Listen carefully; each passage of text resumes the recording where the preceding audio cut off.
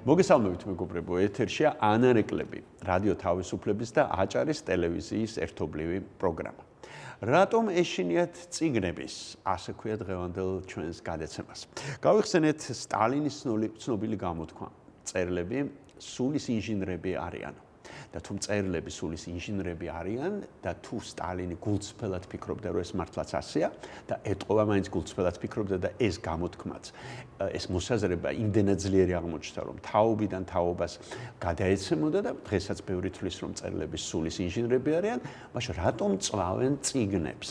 რატომ არის, რომ მოდის ერთი ხელისუფლება, რომელიც უპირისპირდება წინა ხელისუფლებას და უპირისპირდება მწერლებს, რომელთაც მოწონდათ წინა ხელისუფლება, ან უბრალოდ წინა ხელისუფლების დროს სახელი გაითქვეს, შეიძლება ასე ითქვას, ამიტომაც წვავენ მათ წიგნებს.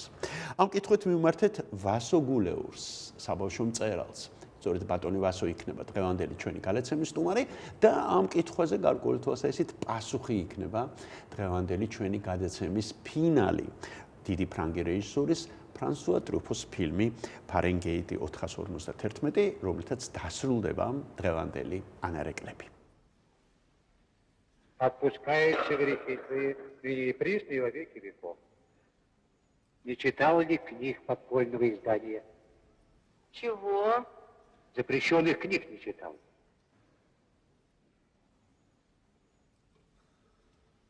Нет, никаких. Отпускаете грехи твои ныне и присно во веки веков. Следующий.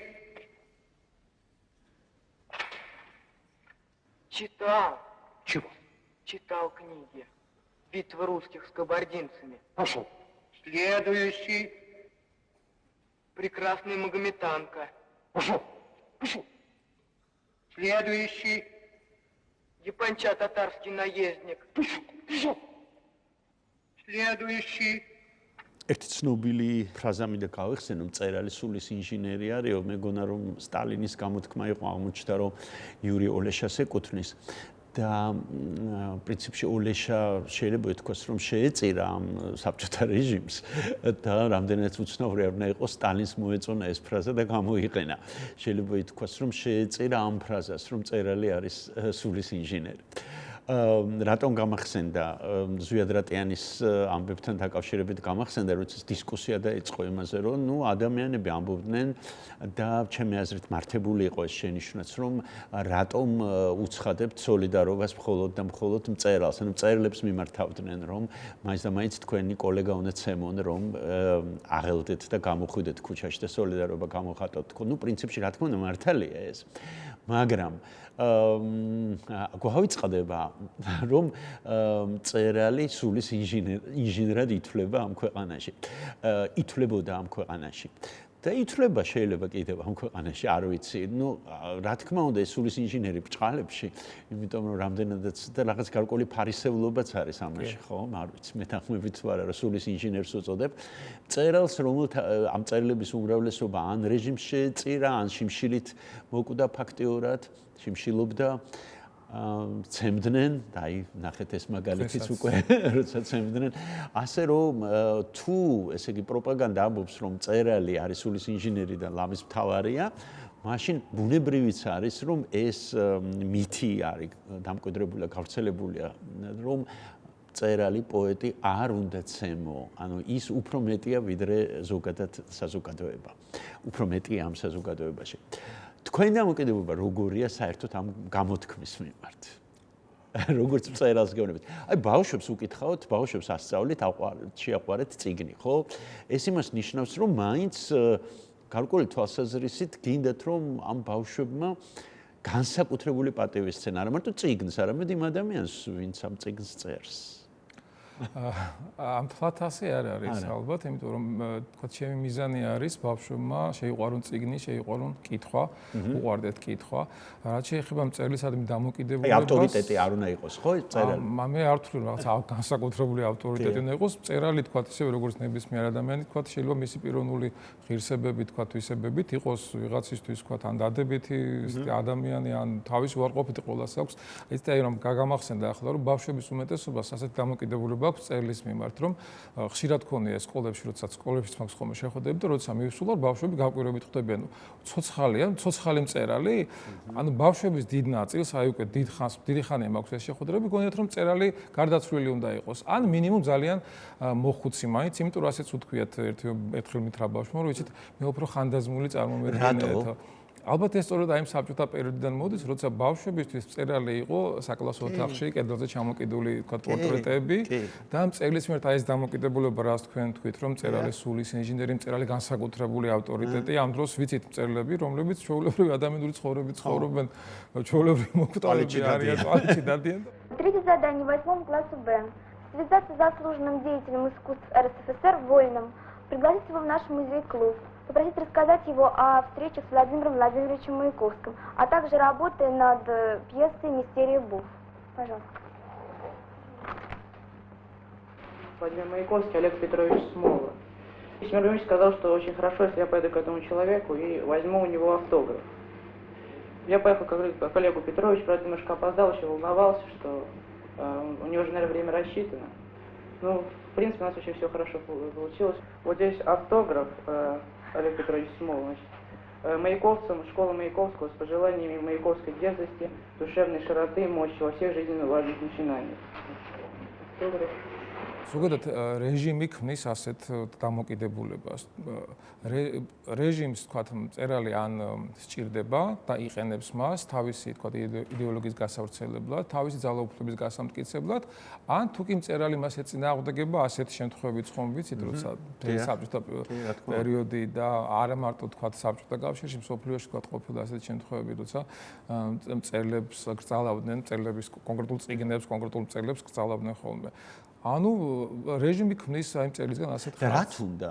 ასეთ თავისი ძალაუფლებისთვის, როცა ანუ მწერალი ძალიან კარგი საშუალებაა, თქვათ ის თქვათ იდეოლოგია, რასაც ესათვის რეჟიმი ახორციელებს, ხალხთან მიიტანოს, ასე ვთქვათ, გავრცელდეს, იმიტომ რომ წიგნი დღეს ახლა მართალია თქვათ უფრო თქვათ კომპიუტერმა დიდწილად ჩაანაცვლა და შეიძლება ბევრი წიგნს აღარ კითხულობს, მაგრამ მაინც მაგრამ ასე არ კითხულობდა წიგს ყველგან ადამიანი, ითვლებოდა რომ საბჭოთა კავშირში ყველაზე მეტი მკითხველი არის, ხო? ეხლა რამდენადაც ირონიულად არ უნდა უყუროთ ამას, რომ ეს გავრცელებული მოსაზრება იყო, მე მახსოვს მაგალითად მოსკოვის მეტროში, საქართველოში ნაკლებად მოსკოვის მეტროში საოცარი სურათი ესეთი რამე არ მინახავს არსად, როცა ყველა კითხულობს, ყველას წიგნი უჭირავს ხელში. არ ვიცი ახლა როგორ არის, ალბათ ახლა აღარ არის ასე. მაგრამ ნამდვილად საბჭოთა ეპოქაში ასე იყო. შეიძლება ეს წიგნი არის რაღაც ერთ-ერთი ფანჯარა სამყაროში, რომელიც დაკეტილი იყო. კი, წიგნი ნამდვილად არის ფანჯარა სამყაროში, საიდანაც ადამიანი, კითხველი ადამიანი, რომელიც კითხულობს, რომელიც უკვე იწყებს ფიქრს, იწყებს აზროვნებას.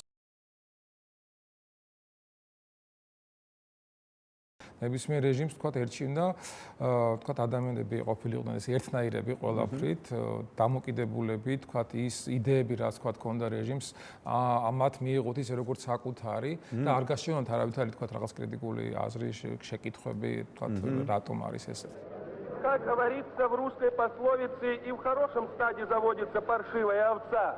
Такую паршивую овцу мы имеем в нашем социалистическом обществе в лице Пастернака, который выступил со своим клеветническим, так называемым произведением. Этот человек взял и плюнул в лицо нашему народу. Свинья, она никогда не гадит там, где кушает, никогда не гадит там, где спит. А почему бы этому внутреннему иммигранту не изведать воздуха капиталистического, по которому он так соскучился и о котором он в своем произведении высказался? Пусть он стал бы действительным иммигрантом и пусть бы отправился в свой капиталистический рай.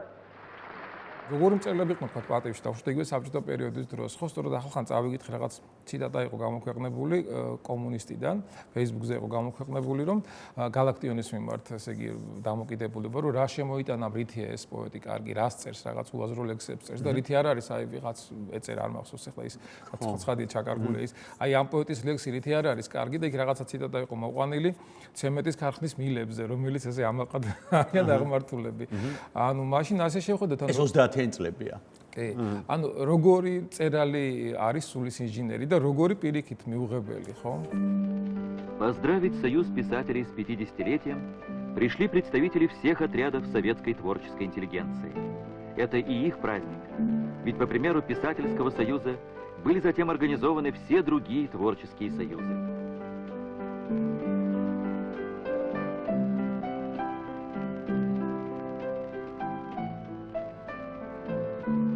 Были здесь и те, кто участвовал в первом писательском съезде. Валентин Катаев, Вениамин Каверин, Леонид Леонов. Литература первых лет революции отразила важнейшие этапы в жизни государства.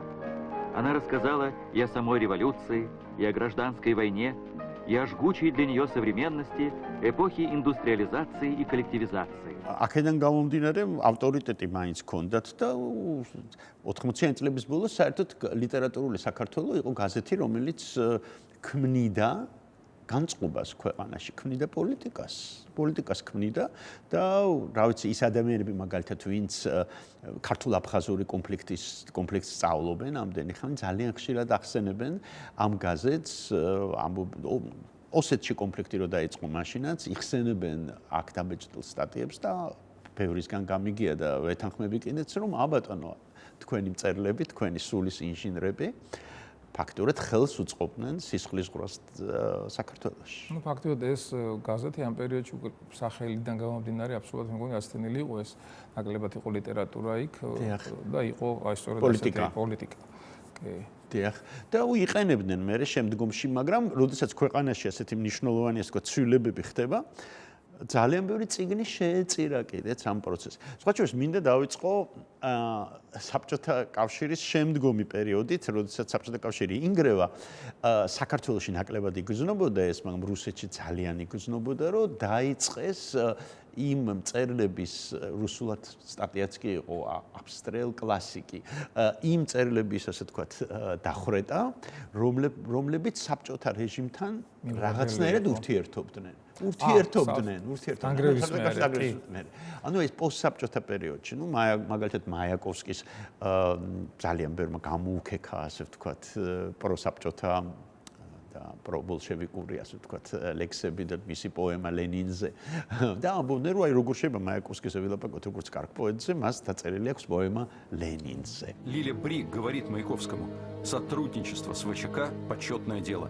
Мы с Осипом давно сотрудничаем с органами. В доме Маяковского Бриков в Гендриковом переулке, вот здесь, на этом месте, Лилия Юрьевна держала салон. Этот советский салон непринужденно совмещал творческую богему и работников ОГПУ. Искусствовед муж Ахматовой Пунин, Лев Кассиль, Виктор Шкловский, Пастернак, Шостакович, художники Альтман и Малевич, режиссеры Барнетт, Эйзенштейн, Мейерхольд. Заезжают сюда и писатели-американцы Эптон Синклер, Теодор Драйзер. И плюс к ним, ко всем, всегда верхушка ОГПУ. В 27 году Маяковский пишет: «Солдаты Дзержинского союз берегут». У него много стихов про ОГПУ. Немного позже такой же смешанный салон будет в доме Всеволода Мейерхольда и его жены Зинаиды Райх. Третий московский салон в середине 30-х заведет жена наркома внутренних дел Ежова, главного на тот момент исполнителя сталинского террора. აი ესეთი იდეოლოგიზირებული პროცესი დაიწყო და ნუ ზოგჯერ ამ სიტყვის პირდაპირ მნიშვნელობით წვავდნენ წიგნებს და ზოგჯერ უბრალოდ წერალს, ასე ვთქვათ, საფლავში აბრუნებდნენ. ეს დაახლოებით ერთი და იგივე, ანუ წიგნის დაწვა, ეს ფაქტობრივად ადამიანის დაწვას აი ჰაინრიხ ჰაინეს აქვს ესეთი ტრაგედია, ესეთი სიტყვები, რომ წიგნების დაწვა მხოლოდ პრელუდია, იქ სადაც წვავენ წიგნებს, მალე დაწვავენ ადამიანებსაც. და ეს ფაქტობრივად ანუ შეიძლება პირდაპირი გაგებითაც და არაპირდაპირი გაგებითაც. წიგნს როცა წვავ, ეს იგივეა, თქვა, წვავ ადამიანს, თქვა. და რატომ წვავენ ასეთი საშიში, რატომ არის მათთვის წიგნი? ეს წიგნების დაწვა ეს არ არის თქვა მარტო დღევანდელი. დღესაც კი ახლა მე მახსოვს, როდესაც ჰარი პოტერის წიგნებზე ამერიკაშიც კი, რომელიც თქვა საბჭოთა კავშირისგან განსხვავებული ქვეყანა იყო და არის, აი 21 საუკუნეშიც კი იყო შემთხვევები, როცა ჰარი პოტერისზე წიგნები დაწვეს. Слава Христу! Смерть антихристу! Слава Христу! Смерть антихристу! Слава Христу! Смерть антихристу! Если бы их воля о существовании Гарри Поттера в России никогда бы не узнали. Все книги сожгли бы еще на границе. Английская сказка для этих людей – абсолютное зло. Все, что делается в этих книгах, в этих фильмах, есть посвящение, самое настоящее посвящение людей и прежде всего детей, а не взрослых. Посвящение их темным силам, посвящение их сатане. И пусть они ее даже не читали, шансов книги они не оставили. Сила русских, считают истинно православные, как они сами себя называют, не в магии, а в вере. Так что бороться с такой литературой надо огнем. Жаль, что на все экземпляры его не хватает. Популярность волшебника с каждым днем все растет. წიგნების დაწვა კიდე მოდის ალბათ უფრო შორს დავიწყოთ ალბათ იმ პერიოდიდან, როცა ადამიანმა წიგნის შექმნა, წიგნი დაწერა, მე მგონი თანამდები იყო ეს. ანუ ძველი წელთაღრიცხვის პერიოდშიც კი და ყოველი საუკუნე განსაკუთრებით რელიგიური ნიშნით, პოლიტიკური ნიშნით, ანუ ისეთი წიგნები, რომლებიც მიუღებელი იყო იმ პერიოდისთვის, თქვათ, მართველი ძალისთვის. მაგრამ ეს ფობია საიდან მოდის? ესე იგი, მაინც თვლიან, რომ ამ წიგნს შეუძლია შეცვალოს რაღაც მნიშვნელოვნად. შეცვალოს ადამიანების აზროვნება.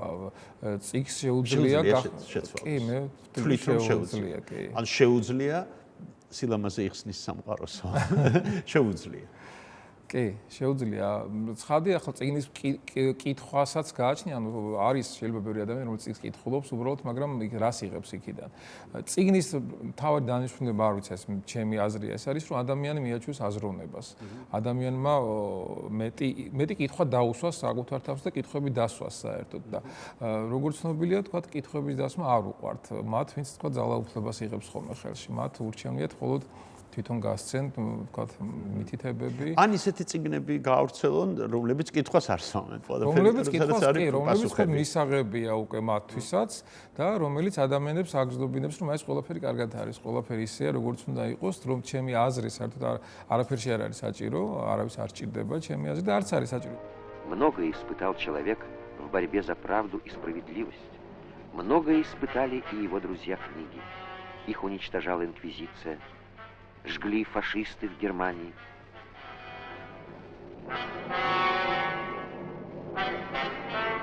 Жгла фашистская хунта в Чили.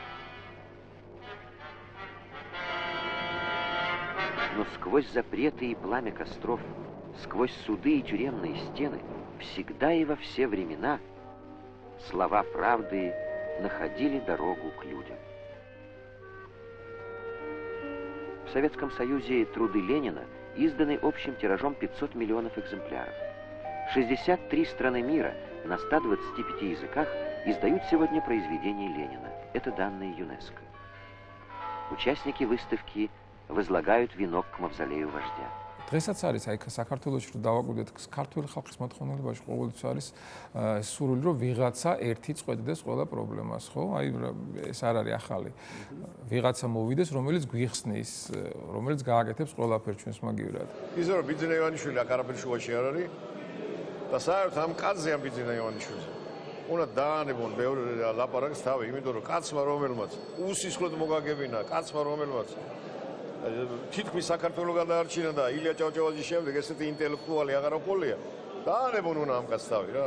აი ესა. ილია ჭავჭავაძე თავის პუბლიცისტურ წერილებს აქვეყნებდა თუ თავის მიმართვებს აკეთებდა საზოგადოების წინაშე 19 საუკუნეში, ხო? მას ჰქონდა ძალიან დიდი ფასი და ძალიან დიდი როლი ჰქონდა მის სიტყვას. მაშინ სხვა დრო იყო.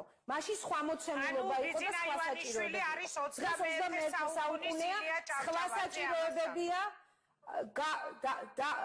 მე ამას ეხა ესე პირდაპირ არ ვამბობ, იმიტომ რომ ეს თვითონ არ მოეწონება და თვითონ არ უყვარს ასე ვთქვათ მაღალი შეფასებები, მაგრამ ჩვენ თუ დავაკვირდებით, გავადრო, ჩვენ კიდევ არ ვიცით ამ ადამიანის ფასი. ამას საბჭოთა ტრადიციით ხსნით? მეტნაკლებად შეიძლება ჩვენს კულტურაშიც არის ეს უფრო მანამდეც. გარკვეულად ალბათ მე საბჭოთა პერიოდს გავლენაც არის, მაგრამ თლათ ასე ცალსახათაც ვერ ვიტყვი, მხოლოდ საბჭოთა კავშირის გავლენა შეიძლება რაღაცა მენტალიტეტში. აი იმ ადამიანმა, რომელიც მოთხოვნილება რო არის, რომელმაც ყველაფერი უნდა გადაწყვეტოს ჩვენს მაგივრად. წიგნი რო დაწეროს. პოპულარული იქნება ეს წიგნი? გარკვეულ ნაწილში მასებისთვის იქნება პოპულარული, რა თქმა უნდა, კი, ანუ თუ კი მასა მიიღო ეს ადამიანი, როგორც ვთქვათ, ბელადი, მაშინ მისი წიგნი, მისი სიტყვა იქნება, ესე იგი ღვთის სიტყვა, ხო, ასე შეხედავენ დარწმუნებული ვარ. თუმცა ის ნაწილი, რომელიც კითხულობს ზოგადად წიგნებს და რომელიც აზროვნებს, რომელიც იწყებს ფიქრს, ასე ცალსახად ვერ მიიღებს ხალხი. პრინციპში დიქტატორებს უჩნდებათ ხოლმე ეს პრეტენზია, რომ იყვნენ მწერლები. აი ეს არის საოცარი და მაინც მწერლები. ნაკლებად მუსიკოსები, მხატვრები, მაინც მწერლობა უნდათ, ხო?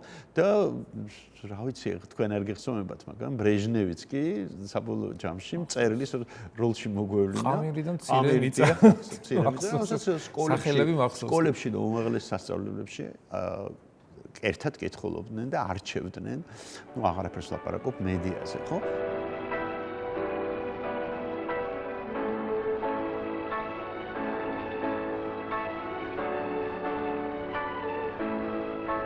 У этих прекрасных книг завидная судьба. Их прочли и продолжают читать миллионы, как в нашей стране, так и за рубежом. Сегодня без этой пламенной трилогии невозможно представить духовную жизнь советского общества. Бессмертный памятник советскому солдату, мудрые учебники жизни, энциклопедия опыта народа. «Наука побеждать» — так назвали миллионы читателей талантливую повесть, в которой широко и полно отражены важнейшие этапы строительства социализма. Любовно выписан характер советского человека. Главный герой трилогии — народ и партия.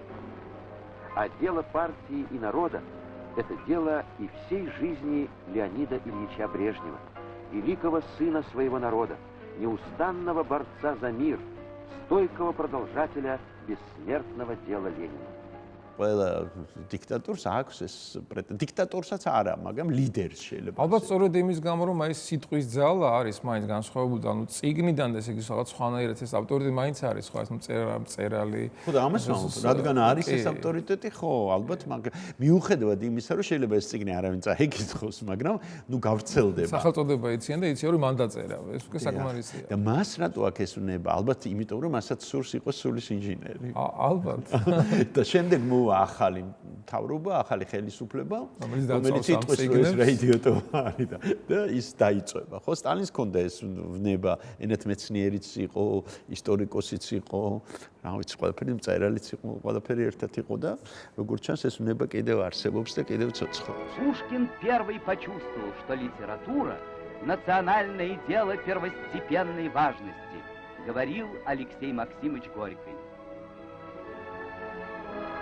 В нашу советскую эпоху литература стала частью общенародного дела, верным помощником партии в борьбе за коммунизм.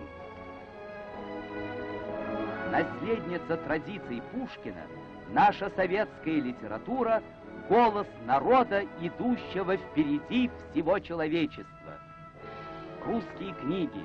Миллионы людей во всем мире учатся по этим книгам жить, бороться, побеждать и строить новую светлую жизнь. Აქტიურად ეს მართლა ასე ხდება ხოლმე, როცა ის ადამიანები, რომლებიც წვავენ წიგნებს, როცა მოდის ახალი ძალა, ის უკვე წვავს მათ წიგნებს. აი, თქვა იგივე არცეშორული მე-20 საუკუნე რო გავიხსენო, თქვა, როცა ნაცისტურმა გერმანიამ თქვა 30-იან წლებში, როცა 13 წელს დაიწყო ასე საჯარო წიგნების დაწვა, შემდგომში უკვე როცა დამარცხდა, მე უკვე წვავდნენ იმ წიგნებს, რომლებიც იმ პერიოდში პოპულარული იყო და ისინი უწევდნენ პროპაგანდას, რომ ეს არის აი ჩვენი წიგნები ეს უნდა იყოს. მაგრამ ეს თემა რაც ახლა თქვით, მაინც ტაბუდადებული არის. პრინციპში ამაზე ლაპარაკი არავის უნდა უკვე როგორ გადაუხადეს სამაგიერო ნაცისტებს.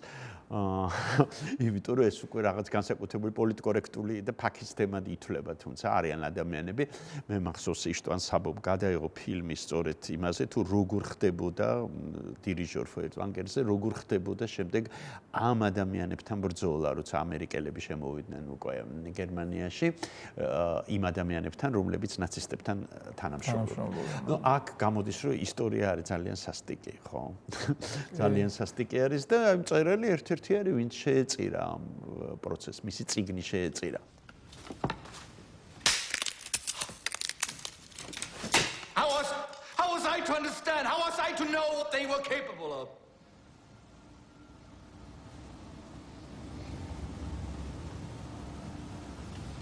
I won you.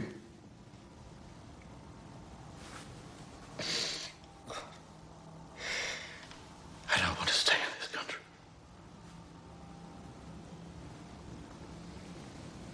Guess I should have left 1934. It would have been better if I'd left. საინტერესოა რომ აი ამ გადაცემის ბოლოს ჩვენ უჩვენებთ ფრანსუა ტრუფოს ფილმს ფარენგეიტი 451 და საინტერესოა ის რომ ტრუფოც და წიგნიც რა თქმა უნდა არის გარკვეული თვალსაზრისით წინასწარმეტყველება უკვე ჩვენი ეპოქის და აქ ესეთი გამანადგურებელი შეიძლება ის თქვას წიგნისა არის არა იმდენად რა თქმა უნდა არიან მეხანძრეები და ავტორიტარული რეჟიმი მაგრამ მასკულტურა ტელევიზია, დიდი ეკრანები, რაღაცა დიზაინი ახალი, ლამაზი ავეჯი და ასე შემდეგ, ნივთები და ეს მასკულტურა ჭამს, ასე ვთქვათ, წიგნს. მე მესმის რომ როცა ბავშვებთან ურთიერთობთ, მათ მშობლებს ძალიან უნდათ რომ ბავშვებმა წაიკითხონ წიგნი და თქვა არისხდნენ კომპიუტერთან. ხო, არ უყურონ ტელევიზორს. ამისთვის საჭირო რომ თვითონ მშობლებმაც ეკითხონ წიგნები, ამას ვამბობ ხოლმე, იმიტომ რომ შეიძლება მშობელი თulis რომ ბავშვმა უნდა იკითხოს, მაგრამ ძალიან ხშირ შემთხვევაში მშობელი თვითონ არ კითხულობს წიგნს. აი ბავშვი უნდა ხედავდეს რომ მშობელი წიგნს კითხულობს. ეს ძალიან ბევრ ამას ნიშნავს. საკმაოდ ის გავლენა როცა ბავშვის მშობელი გარკვეული ასაკამდე მაინც არის ესეთი მიბაძვა ხდება მშობლის ხომ, როცა მშობელი წიგნს კითხულობს, თავდაპირველად უკითხოს თვითონ სანამ კითხვას ისწავლის, მე უბრალოდ ხედავდეს ბავშვი რომ მშობელი გარკვეულ დროს უთმობს წიგნის კითხვას და თქვათ ნაკლებად ზის თქვათ კომპიუტერთან ან ტელეეკრანთან და ბავშვი უკვე ამ გავლენით იწყებს თვითონაც კითხვას. მე ყოველთვის ვეუბნები ხოლმე ამას რომ თუ გინდათ რომ იკითხოს, თქვენ თვითონ იკითხეთ წიგნები, ბავშვმა დაინახოს რომ თქვენ კითხულობთ. მაგრამ მშობლების უმრავლესობას უნდა რომ მათმა შვილმა წაიკითხოს წიგნი და არ იჯდეს კომპიუტერთან. მაგრამ ნაკლებად აკეთებენ ამისთვის. ანუ მათაც იციან რომ ეს წიგნი აუცილებელი არის შეიძლება ასე ვთქვათ. მაგრამ აი ეს პროცესი რომ ერთად იკითხონ, ალბათ ეს კიდევ უფრო მნიშვნელოვანია. კი, აი ძალიან მნიშვნელოვანია. ანუ ჯერ ერთი დღეს მშობელს ნაკლებად რჩება დრო თავისი შვილისთვის. წიგნის კითხვაც აი ბევრისგან გამიგია რომ იგი კომპიუტერთან რატო სვამენ ბავშვს, აი დაჯდეს კომპიუტერთან, იმიტომ რომ მე თავისუფალი ვიქნები. ბავშვი დაკავებული იყოს ოღონდ და იჯდეს კომპიუტერთან რამდენიმე საათი ითამაშოს ან რა ვიცი რაც უნდა აკეთოს. ანუ მშობლების ნაწილი იცილებს ხოლმე ამ ვალდებულებას გარკვეული დრო გაატაროს შვილებთან. და ძალიან მნიშვნელოვანია ის დრო. შეიძლება ითამაშონ კიდევაც ერთად, წიგნიც იკითხონ აუცილებლად. განსაკუთრებით ვეუბნები ხოლმე რომ აი მამები უფრო თქვა თუ კითხულობენ, დედები უფრო კითხულობენ ხოლმე რატომღაც მამებმაც დაუთმო განსაკუთრებით დიდი დრო თავის შვილებს და მათთან ერთად იკითხონ, წაუკითხონ. ეს პრინციპში თამაშის პროცესია. თამაშის პროცესია ედგარას კი თამაშის ელემენტები. და ინტერპრეტაციის, ანუ ასწავლი ბავშვს ამავე დროს თავისუფალ აზროვნებას თქვენ თქვით რომ აი რა წინა რა გაიგო ბავშვმა როგორ აი ეს ჩვენ პერიოდში სკოლაში იყო ხოლმე რაღაცას რომ სწავლობდით ყოველთვის იყო რაღაც სალსახად მასწავლებელი გეტყოდა რომ აი აქ მწერალმა ეს იგულისხმა. აი ეს ასეა. და როცა მიჩნდებოდა ხოლმე კითხვა, ნუ ნაკლებად იყო ამაზე, რომ არა თავისუფალი ინტერპრეტაცია არ შეგეძლო. იქნება მე ასე ვხედავ ამ წიგნს. აი ძალიან მნიშვნელოვანია, რომ ეს კრიტიკული აზროვნება ჩამოუყალიბდეს ბავშვს. და ნაწარმოები, რომელსაც კითხულობს, თქვა თვითონ თუ მშობელთან ერთად გაუჩნდეს აუცილებლად კითხვები და დასვას ეს კითხვები. იმიტომ რომ ბავშვმა შეიძლება სუსხა რაღაც დაინახა და მივცეთ საშუალება, რომ თავისი ხედვით წაიკითხოს, თავის ხედვა ქონდეს ამათ. რამდენადაც ასე ვთქვათ, სულელურად არ უნდა მოგვეჩვენოს ეს კითხვა. კი, რამდენადაც სულელურად არ უნდა მოგვეჩვენოს, იმიტომ რომ შეიძლება ვთქვათ, არ არის თქვათ სალსახად რომ მე ვფიქრობ და მხოლოდ ასეა. როდესაც საუბრობთ ასე ვთქვათ წიგნის ისტორიაზე და სულის ინჟინრის ასე ვთქვათ ისტორიაზე მე მახსოვს რომ როცა ჩვენ დავიწყეთ პირველად გადაცემა წითელი ზონა ჩვენს პირველ გადაცემაში ქონდა ნაწყვეტი ნახეთ არქივში ერთი ძალიან ცნობილი მწერლის კლასიკოსის გამონათქვამი, რომელიც ბევრს არ ესიამოვნა. უბრალოდ ვერ წარმოედგინათ, რომ ის მათთვის იყო ავტორიტეტი, ასე ვთქვათ, რეჟიმთან დაპირისპირებული და ამ დროს ჩვენ მოვასმენინეთ მათ სულ სხვა ტექსტი და გაღიზიან და გაბრაზდა ბევრი. ასეთი მწერლები ყვავს, ესე იგი, ჩვენ რო დავიწყოთ ასე ვთქვათ, ქექვა მაიაკოვსკისა არ იყოს, თითქმის ყველა საბჭოთა მწერალს ვუპოვით რაღაცას, მათ შორის ავტორიტეტს და მათ შორის იმას, ვისაც ჩვენ მართლა სულის ინჟინერს ვუწოდებთ. როგორ ფიქრობთ, საჭირო არის ლიტერატურის ასეთი სახით წარმოდგენა, რომ ადამიანებმა ყველაფერი ვიცოდეთ ამ მწერლის შესახებ და რატომაც არა ყველაფერი ქონდეს საკითხული? არ დავმალოთ ტექსტები და არ დავწვათ წიგნები. ის მეორე მხარეც, ხომ? რაც მე ვფიქრობ, რომ ის თუ გეცოდინება ეს არაფერს არ ცვლის ისთან დამოკიდებულებაში, თქვა თუ ამ მწერალმა სხვა რა დაწერა კიდე, თქვა ღირებული რაღაცა კარგი შექმნა, ხო? ანუ მწერალს არ უნდა შევხედოთ ასე, როგორც შეუმცდარ ადამიანს, როგორც ესეთი მით უმეტეს საბჭოთა რეჟიმზე ვლაპარაკობთ.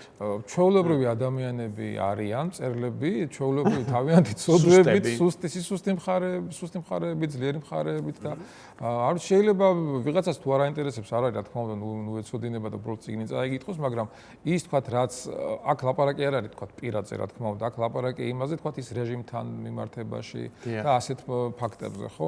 მე ვფიქრობ, რომ ამის ცოდნა არაფერს ხო, აი მაგალითად დისკუსია მიდის, ზუსტად გამსახურდიას გარიცხვა მწერალთა კავშირიდან და იბეჭდება მწერლების სიტყვები, რომლებმაც ეხლა ადამიანი გააუბედურეს მწერალთა კავშირიდან გარიცხვა ძალიან ახალი ეტაპი იყო, ასე ვთქვათ, და პირველი ეტაპი იყო ძალიან ესეთი. ანუ ისინი არიან დამნაშავეები, ეს ხალხი არის დამნაშავე იმაში, რომ ადამიანის ბედზე იმოქმედეს და გააუბედოს. და რატომ უნდა დავმალოთ ეს? არ უნდა დავმალოთ.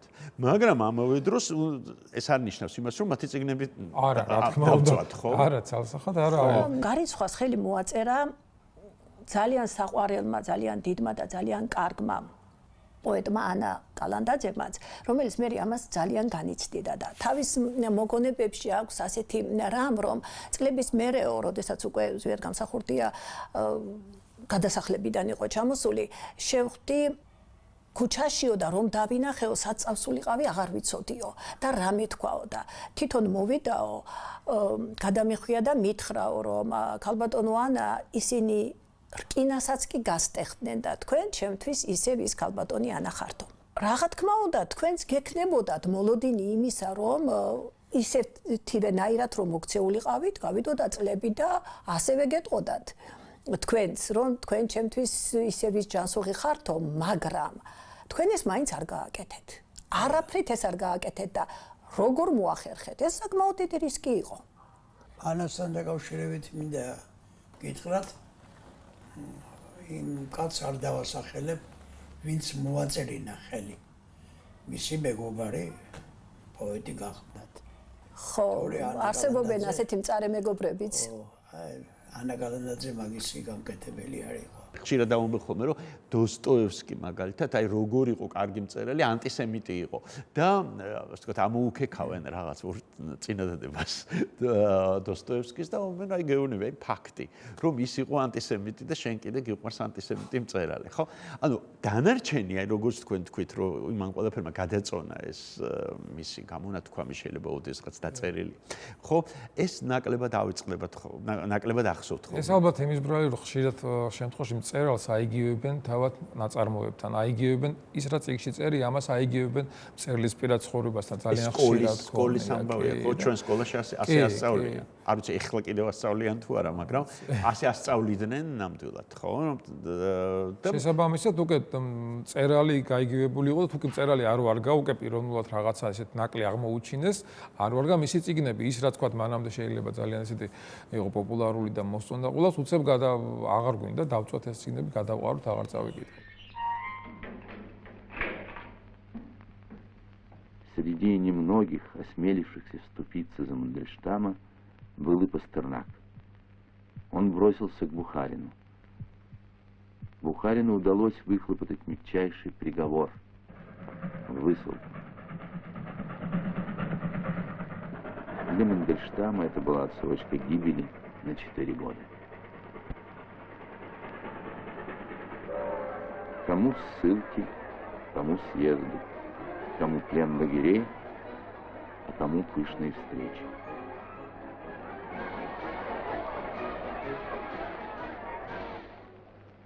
На писательском пленуме в Минске Пастернак предложил собратьям по Перу, чтобы недавно провозглашенный метод социалистического реализма опирался на буре толстовских разоблачений и бесцеремонности. Искусство без риска и душевного самопожертвования немыслимо. Свободы и смелости надо добиться на практике. Не ждите на этот счет директив. Был ли он так наивно глух, или же так обостренно чуток? მაინც არ უპასუხეთ ჩვენი იმ ადამიანებს, რომლებიც ამბობდნენ, რომ აი რატომ გააქტიურდით მწერლები, როცა მწერალს ეხება საქმე, თქვენს კოლეგას და რატომ ხართ პასიურები სხვა დროს. ანუ აქ საუბარია იმაზე, რომ მწერალი უნდა იყოს აქტიური მოქალაქე. რას უპასუხებდით ამ ადამიანებს? მე ვფიქრობ, რომ არის ამაში სიმართლეა ის, იმიტომ რომ მწერალი, პოეტი, ნებისმიერი ადამიანი პირველ რიგში არის ადამიანი. ანუ თუ მისი უფლება, ზვიადრატიანის უფლება შეიძლება როგორც ადამიანის უფლება, ხო? და ამ შემთხვევაში არა თქვათ როგორც პოეტის უფლება. ამ შემთხვევაში ის ნაწილი, ვინც ამბობს, რომ ანუ აქცენტი ნუკეთდება იმაზე, რომ ის როგორც პოეტი, თქვათ, და არამედ ის როგორც ადამიანი, როგორც პიროვნულად მისი უფლებები დაირღვა, შეიძლება პოლიციამ დაარღვა მისი უფლებები და ამაზე უნდა გაკეთდეს აქცენტი სწორედ და არა მაინც და მაინც იმაზე, რომ ეს თქვათ პოეტის უფლება შეიძლება. რა არის პოეტის უფლება, თქვათ, მწერლის უფლება, არამედ განსაკუთრებული სხვა უფლება აქვს. მე ვფიქრობ, რომ იგივე უფლება აქვს როგორც ნებისმიერ ადამიანს და თუ შეიძლება მისი უფლება, შეიძლება ესე იგი ადამიანის უფლებები დაირღვა. მაგრამ სოლიდარობა მწერლებმა გამოუცხადეს ყველაზე მეტად. ეს ალბათ ესეც ბუნებრივია, იმიტომ რომ ეხლა შეიძლება იცნობდნენ ჯერ ერთი რა თქმა უნდა და აქ არის რაღაცა ამაშიც არის ეს არ მომხდა რა თქვა ეს ჰაერიდან ეხლა თქვა ვისაც იცნობ თქვა ძალიან ბევრი შემთხვევა ხდება, როცა უფლებები ირღვევა. ჯერ ერთი ყველა შემთხვევას ვერ იგებენ თქვა ადამიანები, ხო? იმიტომ რომ ეს თქო შეუძლებელია გაიგო ყველა ფაქტი. ეს ფაქტი გახმაურდა შესაბამისად, რადგან ზვიადი არის პოეტი და იცნობენ, შესაბამისად უფრო გახმაურდა და კარგი მაგალითია ეს რომ გახმაურდა, იმიტომ რომ ერთგვარად მისცა სამაგალითო გახდა სკოთი იმისთვის რომ სხვა შემთხვევაშიც ასევე უნდა ამოვიღოს ხმა ყველამ, ამოვიღოთ ხმა ყველამ და თქვათ რომ აი ამ ადამიანის უფლებები დაიღო როგორც ზვიადრატიანის შემთხვევაში. გადაწყვეტილების გამოცხადებას sakalakhos სასამართლოს ეზოში შეკრებილი უფლებადამცველები და პოეტები ელოდნენ. მათ სოლიდარობის აქციაც გამართეს. არ არის გამორიცხული საპროტესტო აქციები გამართონ. ესე იგი ზვიადრატიანია ამ შემთხვევაში პრობლემა, ანუ დამნაშავე გამოვიდა ზვიადრატიანი, ნაწამები, ნაცემი აგონიაში მყოფი ადამიანი. დასაბუთების უპრეცედენტო პრაქტიკა. ასე შეაფასეს უფლებადამცველებმა დღეს sakalakhos სასამართლოს გადაწყვეტილება. ნასვამი ადამიანი ცემეს, მიაყენეს ფიზიკური შეურაცხყოფა და საბოლოოდ ისევ ის აღმოჩნდა ამ ყველაფერში დამნაშავე. სასამართლო ვერ უწევს წინააღმდეგობას სამართალდამცავი ორგანოების მოთხოვნებს და ეს არის ყველაზე დიდი პრობლემა. პარალელურად კიდევ ერთი გამოძიება პროკურატურაში მიმდინარეობს. სამართალდამცავი უწყება არკვევს გადაამეტეს თუ არა პოლიციელებმა უფლებამოსილებას 23 დეკემბრის ხამეს. მაგრამ თქვენ თქვით რომ რადგან პოეტია და იცნობენ და რადგან მეშახტეა და არ იცნობენ? არა, თუ კი გავიგეთ, მაგას ვიძახე, თუ კი გავიგეთ მეშახტეების შემთხვევებიც არაერთი იყო, როცა თქვა შრომის არ თქვა შეიძლება პოლიციამ არცევა, მაგრამ ისი შრომის უფლებები დაირღვა, თქვა, როცა დაიღუპნენ მეშახტეები, თქვა, უსაფრთხოების ნორმების დაცვის გამო და არა მხოლოდ მეშახტეები. რა თქმა უნდა, მე ვთვლი რომ ნებისმიერ ასეთ შემთხვევაზე უნდა ამოიღოს ხმა მწერალმა, არა მარტო მწერალმა, განსაკუთრებით მწერალმა. ჩვენ პრინციპში ახლა დავიწყეთ საუბარი იმით რომ ვამბობდით რომ ცოტა ირონიულად უყურეთ ამ შევხედეთ ამ ფრაზას რომ მწერალი არის სულის ინჟინერი, მაგრამ ვამთავრებთ გადაცემას რომ ვამბობთ რომ განსაკუთრებით მწერალმა. შეიძლება სულის ინჟინერი არ არის მწერალი, მაგრამ რა ვიცი, მაინც პირადად მეც უფრო მეც მოვთხოვ ხელოვანს ადამიანს, რომელიც ადამიანებზე წერს.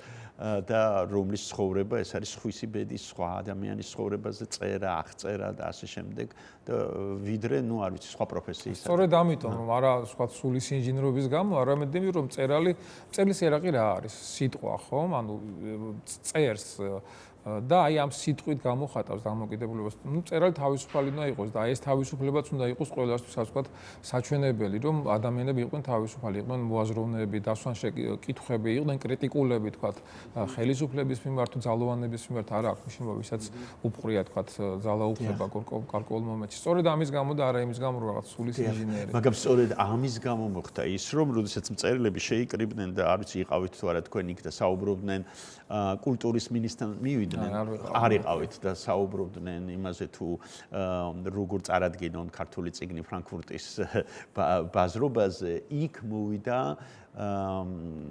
შინაგან საქმეთა მინისტრი. ხო? და აი შინაგან საქმეთა მინისტრი რატომ მივიდა იქ? ესე იგი ისიც თulis რომ მწერლების სულის ინჟინრები არიან, ხო? მათ შორის ძირითადი ამოცანა იყო როგორ უნდა გავაძლიეროთ, გავაღრმავოთ ნდობა ჩვენ შორის, რამე თუ სისტემის რეფორმირებაში მაქსიმალური საზოგადოების წარმომადგენლები მაქსიმალურად იყვნენ ჩართული. რა თქმა უნდა, დისონანსურად დაიჭირა ბატონი რადიანის კეისმაც. რა თქმა უნდა, ეს კეისი საჭიროებს, ეს კონკრეტული შემთხვევა საჭიროებს დეტალურ გამოძიებას, რომ შინაგანი წმენა ყველა მხარის იყოს მაქსიმალურად მაღალი ობიექტურობასთან, ამ საქმის ობიექტურობასთან დაკავშირებით. აი რო არ ყოფილიყვნენ მწერლები და იყვნენ, რა ვიცი, სხვა პროფესიის ადამიანები, აი, არ ვიცი, მრგვალბახთან ვაკეში აქცია გამართეს, ან კარგი მრგვალბახთან შეიძლება უფრო მისულიყო. ხო, სადღაც არის, გარეუბანში გაიმართა აქცია საპროტესტო, იქ არ მივიდოდა რა. ესე იგი მაინც ისიც თulis რომ მინიც უნდა ვკითხოთ მივიდოდა თუ არა, მაგრამ მაინც ალბათ სწორედ იმის გამო რომ ეს საქმე ასე გახმაურდა და ასეთი რეზონანსი მოყვა, ალბათ გარკვეულად ამანაც იქონია გავლენა ალბათ. თუ იმიტომ რომ ეს შევარდნაძის ტრადიცია იყო, რომ მწერლებს ასე ვთქვათ, უნდა დაელაპარაკო ახლოდან. ხელოვანებს უფრო ახლო. იმიტომ რომ ასე იყო, ხო, მწერლები მასთან ახლო ურთიერთობაში იყვნენ, არა მარტო შევარდნაძის. მწერლები ითვლებოდნენ, თქვათ, ისე თქვათ, როგორ თქვათ, საბჭოთა პერიოდში იყო, თუმცა ალბათ არიან ასეთი მწერლებიც, თქვათ, რომლებიც თქვათ, ხელისუფლებასთან უფრო კომფორტისთვის არიან, ხო, საკუთარი კომფორტისთვის.